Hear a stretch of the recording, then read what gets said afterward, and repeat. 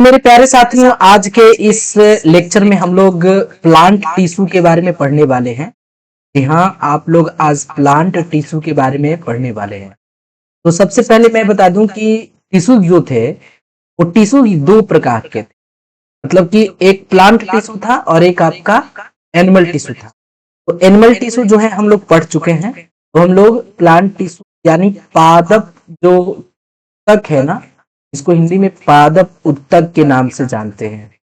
यहाँ से तमाम एग्जाम में क्वेश्चन पूछे जाते हैं। तो इस वीडियो को बिल्कुल भी शुरू से लेकर अंत तक देखिएगा, बीच में स्किप नहीं कीजिएगा, 100% हेल्पफुल साबित होगा।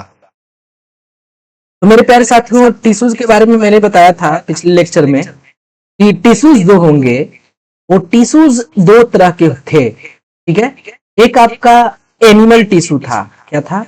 एनिमल टिश्यूज था। ठीक है, और सेकेंड नंबर में मेरे प्यारे साथियों मैंने बताया था कि सेकेंड नंबर पे आपका एक प्लांट टिश्यू होगा। क्या होगा? प्लांट टिश्यू होगा। तो दोनों टिश्यू को हम लोगों को बिल्कुल अच्छी तरह से समझना था, पढ़ना था। एनिमल टिश्यू मैंने पढ़ा चुका है और प्लांट टिश्यू के बारे में आज हम लोग पढ़ने वाले हैं। तो सबसे पहला चीज ध्यान देना है कि पादप उत्तक है, तो पेड़ पौधे से संबंधित हम लोग टिश्यूज को पढ़ने वाले हैं। देखिए पेड़ पौधों में होता क्या है, अमूमन आप लोग देखते होंगे। चलिए मैं एक पेड़ को ड्रॉ कर देता हूं। ठीक है, इस तरह से कुछ एक पेड़ को हम ड्रॉ कर देते हैं। ठीक है, और यहां से हम लोग समझेंगे। देखिए कुछ इस तरह से हम लोग एक पेड़ बनाते हैं।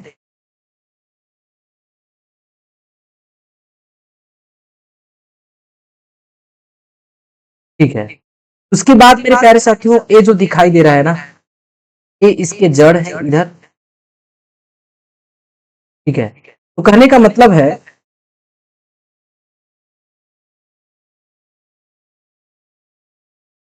चलिए ये पेड़ बन चुका है।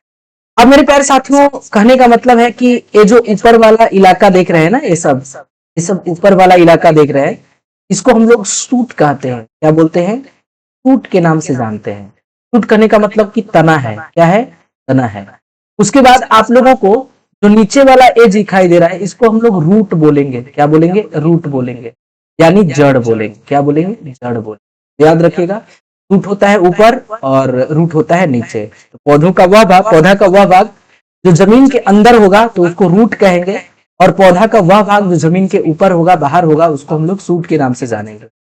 उसके बाद इसमें नोड भी होते हैं, जैसे कि ये आप लोगों को दिखाई दे रहा है ना, ये इस वाले भाग को हम नोड कहते हैं। जैसे देखिए यहाँ से ऐसे हम एक बना दिए, और एक और यहाँ से तना जो दिखाई दे रहा है ना, तना, तो इस वाले इलाका को हम थोड़ा सा ऐसे कर देते हैं ताकि आप लोग समझ पाए। देखिए इस वाले इलाका को हम लोग क्या कहते हैं? नोड कहते हैं। तो और थोड़ा सा तो बाहर से देखिए, ये जो है ना, ये नोड है। क्या है? नोड। मेरे प्यारे साथियों, नोड को हम लोग गांठ कहते हैं। क्या बोलते हैं? गांठ के नाम से जानते हैं। ठीक है, तो नीचे भी नोड है, ऊपर भी नोड है। ठीक है, बीच में जो ए वाला भाग दिखाई दे रहा है ना, इसको हम लोग इंटर नोड के नाम से जानते हैं। किस नाम से? इंटर नोड के नाम से जानते हैं। इसको याद रखिएगा, ये कोई ज्यादा वो नहीं है। उसके बाद अब चलिए हम लोग देखते हैं कि आखिर जो पादप उत्तक हैं, यानी जो प्लांट टिश्यू हैं, तो प्लांट टिश्यू कितने टाइप के होते हैं, यानी टाइप्स ऑफ प्लांट्स टिश्यू। ठीक है, तो जो आपको दिखाई देंगे और जो आपको पढ़ना है प्लांट टिश्यू, वो मेनली दो प्रकार के पढ़ने हैं। एक आपका होता है विभाज्योतिक उत्तक। ठीक है, अब इसको मैं इंग्लिश में नाम नहीं लिखूंगा, विभाज्योतिकी, विभाज्योतिकी तक इसको कहा जाता है एक। और दूसरे को मेरे प्यारे साथियों अस्थाई उत्तक हम लोग नाम देंगे, अस्थाई उत्तक। ठीक है, क्या है? अस्थाई उत्तक। तो प्लांट टिश्यू दो तरह के हैं, एक विभाज्योतिकी उत्तक है और दूसरा अस्थाई उत्तक है। Is that clear? अब नेक्स्ट जो हम लोग स्लाइड में देखेंगे कि देखिए जो आगे जो आएगा उसमें विभाज्योतिकी उत्तक को भी मेरे प्यारे साथियों बांटा गया है। लेकिन सबसे पहला बात की जो प्लांट टिश्यू में विभाज्योतिकी उत्तक है ना, इसमें सेल का विभाजन होता है। यानी इसमें क्या होता है? तो सेल डिवीजन होता है। याद रखिएगा, इसमें सेल डिवीजन होता है, लेकिन इसमें सेल का डिवीजन नहीं होता है। अस्थाई वाला में सेल का डिवीजन नहीं होता है, तो याद रखिएगा इसमें सेल का डिवीजन नहीं होगा। जबकि विभाज्योतिकी में होगा, विभाज्योतिकी में सेल का डिवीजन होगा। ठीक है, अब आप लोग सोच रहे हैं कि सेल के जो विभाजन होने से क्या होगा, भैया सेल के विभाजन से पेड़ पौधे वृद्धि करते हैं। ठीक है, पेड़ पौधे क्या करेंगे, पेड़ वृद्धि करेंगे। ठीक है, तो जरूरी है सेल का विभाजन होगा।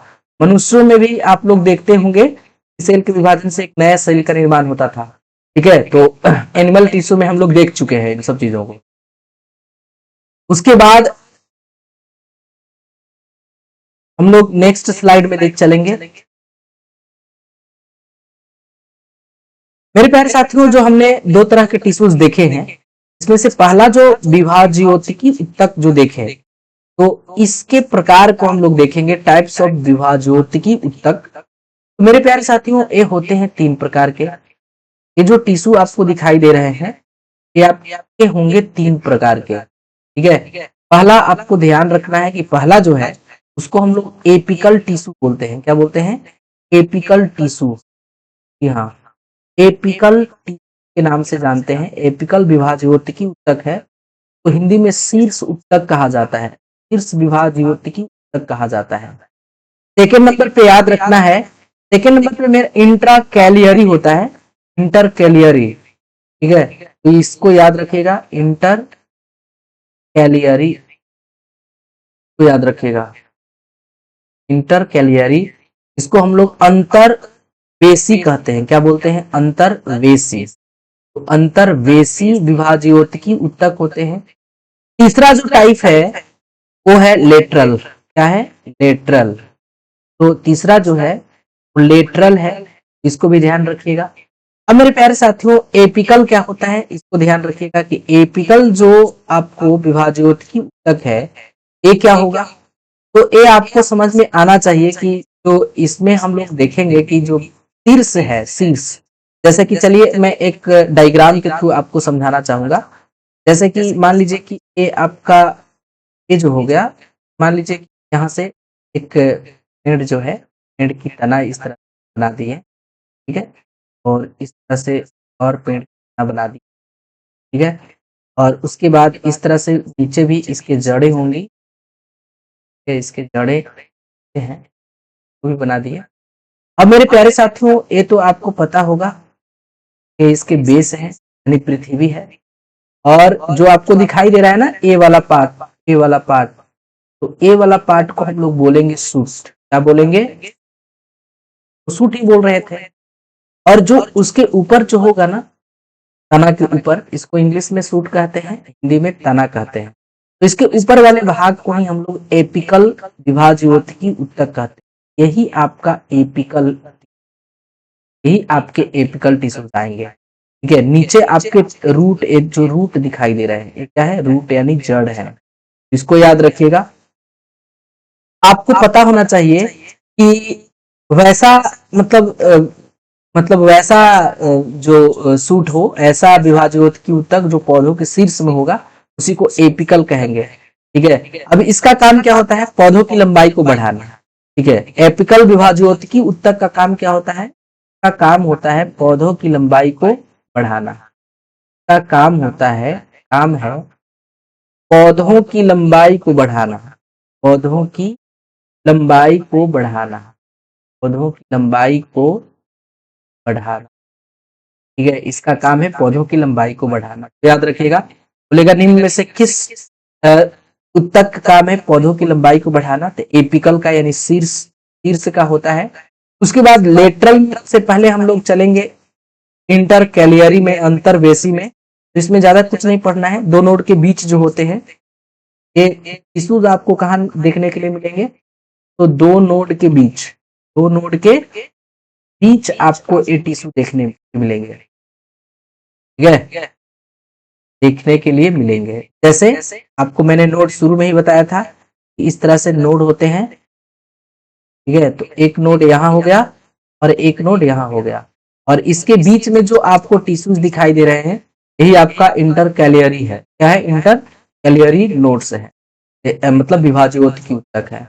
उसके बाद लेटरल की बात करें, तो लेटरल मेरे प्यारे साथियों आपको पता होगा कि इसका काम जो है, इसका काम पौधों की चौड़ाई को बढ़ाना है, यानी पौधों की इसका काम क्या है?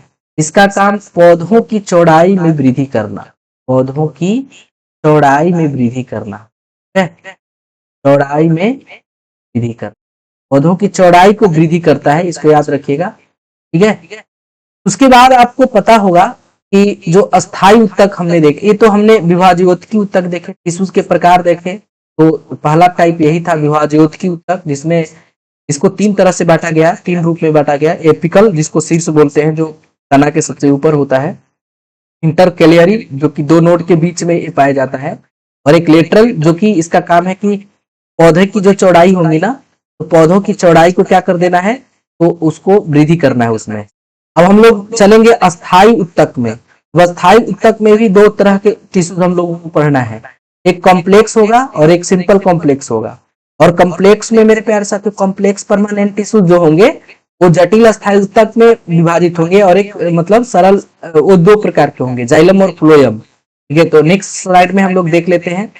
देखिए, अभी तक जो हमने पढ़ा है वो अस्थाई उत्तक को नहीं पढ़ा है, बल्कि विभाज्योतकी उत्तक को पढ़ा, जैसे हमने टिश्यूज के प्रकार बताए थे, ठीक है? उसके बाद मेरे प्यारे साथियों, अब आपको क्या करना है, अब आपको अस्थाई उत्तक पढ़ना है। क्या पढ़ना है? अस्थाई उत्तक, याद रखिएगा, अस्थाई उत्तक को हम लोगों को देखना है। तो अस्थाई उत्तक भी दो तरह के होते हैं। देखिए, अस्थाई उत्तक अगर आपसे पूछेगा कि कितने टाइप के होते हैं, तो अस्थाई उत्तक दो प्रकार के होते हैं। और दो प्रकार हमने आपको इस तरह से कुछ डायग्राम के थ्रू समझाने का प्रयास किया है। एक होगा simple, simple permanent, simple permanent, permanent, simple permanent tissue, simple permanent tissue होंगे। और एक होंगे कॉम्प्लेक्स, क्या होंगे? Complex, complex permanent, complex permanent tissue, ठीक है? याद रखिएगा, कॉम्प्लेक्स परमानेंट टिश्यू। मेरे प्यारे साथियों, ये आपका फर्स्ट हो गया और कॉम्प्लेक्स आपका सेकंड हो गया। सिंपल जो परमानेंट टिश्यू है ना, इसको हम लोग सरल अस्थाई उत्तक के नाम से जानते हैं हिंदी। हाँ, सरल अस्थाई उत्तक इसी को कहा जाता है, सरल अस्थाई उत्तक इसी को कहा जाता है, ध्यान रखिएगा, सरल अस्थाई उत्तक। जो कॉम्प्लेक्स परमानेंट टिश्यू है, इसको जटिल अस्थाई उत्तक कहा जाता है। क्या कहा जाता है? जटिल अस्थाई उत्तक कहा जाता है। जी हाँ, जटिल अस्थाई उत्तक कहा जाता है, इसको ध्यान रखिएगा, जटिल अस्थाई उत्तक है, ठीक है? अब हम लोग कॉम्प्लेक्स में चलेंगे, तो कॉम्प्लेक्स की बात अलग है, ठीक है? कॉम्प्लेक्स वाले में देखिए, इसको भी दो भागों में बांटा गया कॉम्प्लेक्स को, जो आप लोग पढ़े हैं मोस्ट इंपॉर्टेंट चैप्टर से, यहाँ से क्वेश्चन भी आते हैं। कॉम्प्लेक्स को दो भागों में बांटा गया, एक आपका हो गया जाइलम, क्या हो गया? जाइलम हो गया। एक आपका क्या होगा? जाइलम। और एक आपका हो गया फ्लोएम, क्या हो गया? फ्लोएम, फ्लोएम, ठीक है? तो इसको हिंदी में क्या कहेंगे? जाइलम कहेंगे, जाइलम, ठीक है? तो अच्छा से याद रखिएगा।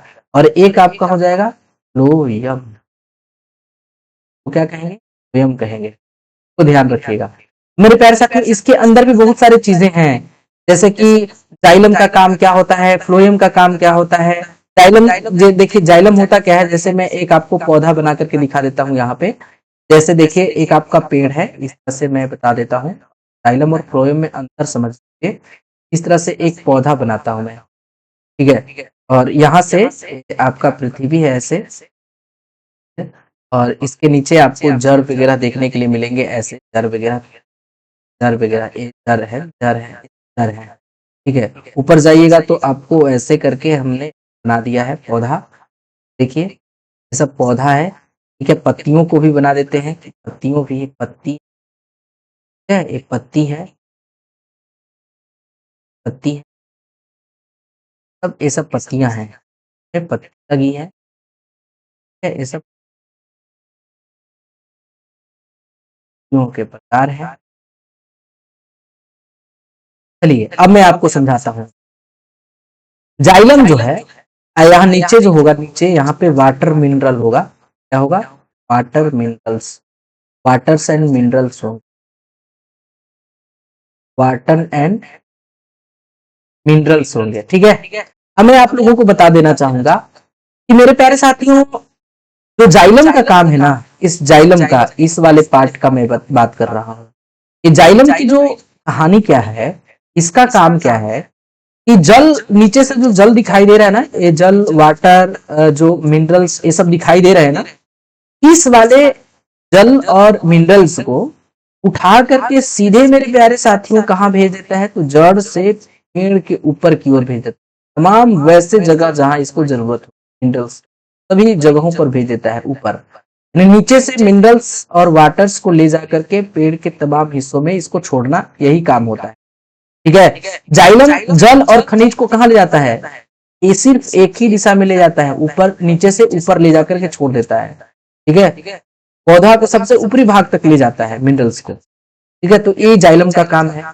उसके बाद फ्लोएम की बात करें तो पत्तियों में बने भोजन, देखिए चूंकि सिंथेसिस विधि से जो है पत्तियों में भोजन बनता है, इन पत्तियों में भोजन बनेगा, तो इससे जो भोजन बनेगा ना, तो भोजन को पौधों के ऊपरी भाग और निचली भाग, पौधा को ऊपरी भाग को भी भोजन चाहिए और पौधा के नीचे जड़ जो है इसको भी भोजन चाहिए।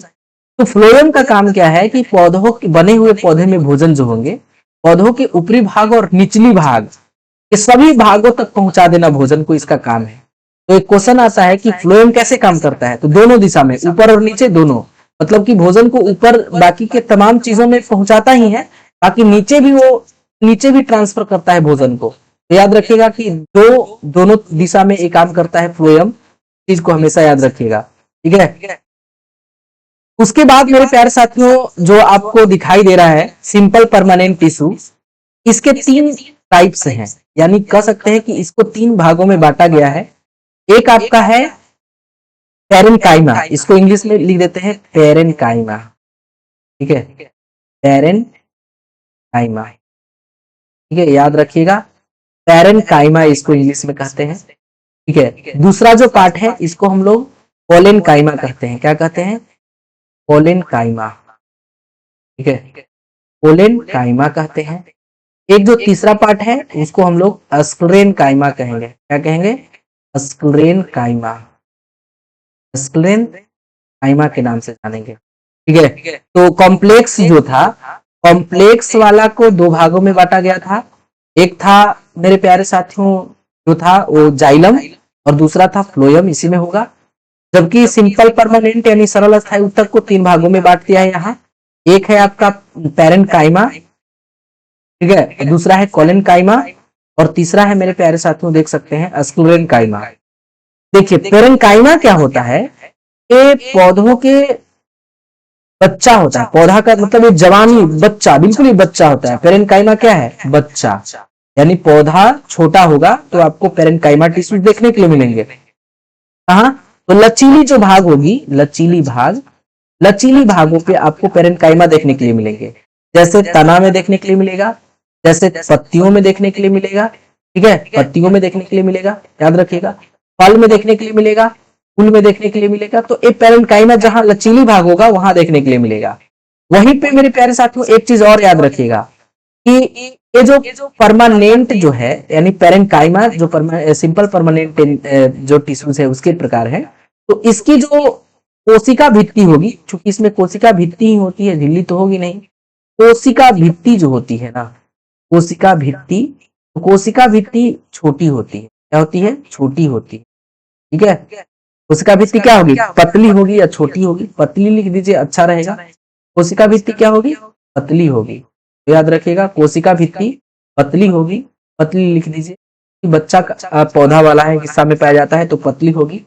उसके बाद आपको पता होगा कि पेरेन्काइमा का काम क्या होता है कि भोजन का निर्माण करता है, बचपन में भोजन का निर्माण करना। याद रखिएगा, पेरेन्काइमा का काम है भोजन का निर्माण करना, भोजन का निर्माण, याद रखिएगा, भोजन का निर्माण करता है। उसके बाद अगर हम कोलेनकाइमा की बात करें तो मेरे प्यारे साथियों ये पौधा का जवान वाला भाग होता है, यानी जब पौधा यंग हो जाता है ना, तो ये आपका कोलेनकाइमा काम आता है। कोलेनकाइमा टिश्यूज देखने के लिए मिलेंगे।